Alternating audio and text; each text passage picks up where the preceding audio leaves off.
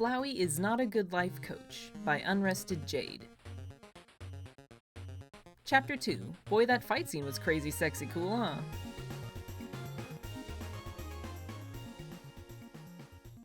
Good boy, Flowey crooned. You did much better than I expected. Several of his leaves were bruised and wilting, and a deep gash in his main stem oozed sap. Yes, Papyrus had managed to get a few good hits in. He'd worked his favorite toy to exhaustion, sending the skeleton to the ground over and over until, hours after they'd started, Papyrus simply couldn't get up again. That didn't mean he'd stopped fighting. Even now, Flowey had to restrain him, vines wrapping around his limbs to hold him snug against the ground. While Papyrus bucked and struggled in his grip, Flowey admired the aftermath of their match. Great chunks of permafrost and ice littered the hilltop, churned up and scattered where Papyrus's attacks had ripped furrows in the frozen earth. It had been enjoyable to see, well worth the injuries. Papyrus had even tricked him into a few blue attacks. He'd caught the flash of excitement and pride that had chased across the skeleton's features each time an attack got through. "I'm still sensing some hesitation," Flowey said, bearing down a little harder to stop Papyrus's desperate thrashing.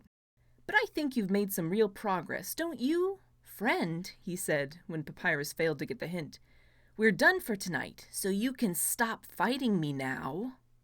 That, along with a final warning squeeze, got the message across. Papyrus stilled. "There we go." Flowey drooped his face down closer to his friends. "See?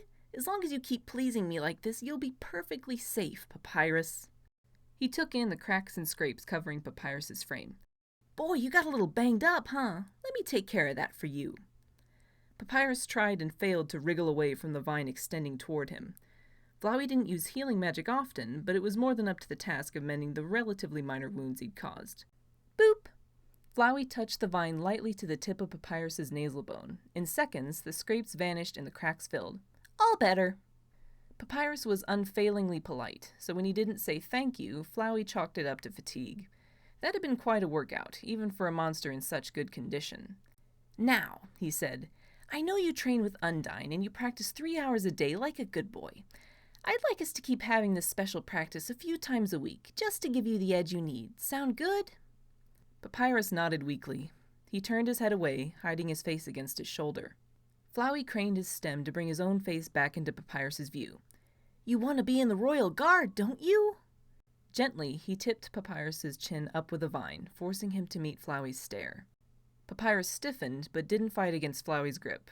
He was learning fast. Of course you do." Flowey smiled and pulled back, loosening his vines.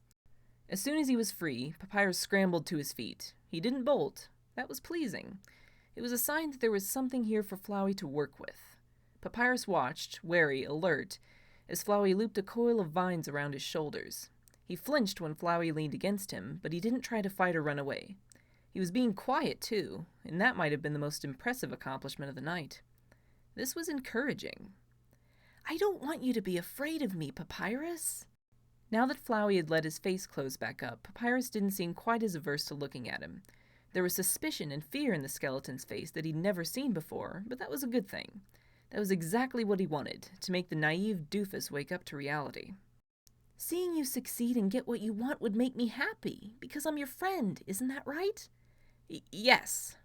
"From here on out, just remember I'm doing all this because you're my cool and great friend, okay?" "Yes." "And you're going to get even cooler and greater with my help." "Yes." Flowey giggled. "Papyrus, are you just agreeing with me so I'll let you go?" Papyrus cringed and spluttered for a few seconds to spit out a lie. His gaze darted around, trying to find the answer Flowey wanted. "Yes?" "Ha! You're so honest. I've always liked that about you." "It's okay, friend," Flowey said, giving Papyrus a playful nudge. "I know this is a lot to get your head around, and you're not used to thinking big thoughts. Why don't you go home and rest, huh? You earned it, champ." With that, Flowey let him go. Sinking into the ground was the work of a moment, and he was right back to being a cute little flower.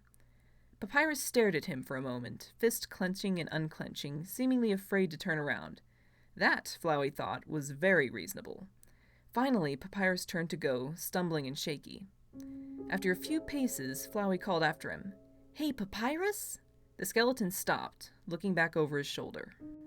"Remember that you're keeping my secret," Flowey winked. If you blab, I'll have to tear you up into itty-bitty pieces. And I'll do the same thing to anyone you tell. Got it? After a long hesitation, Papyrus nodded. I got it.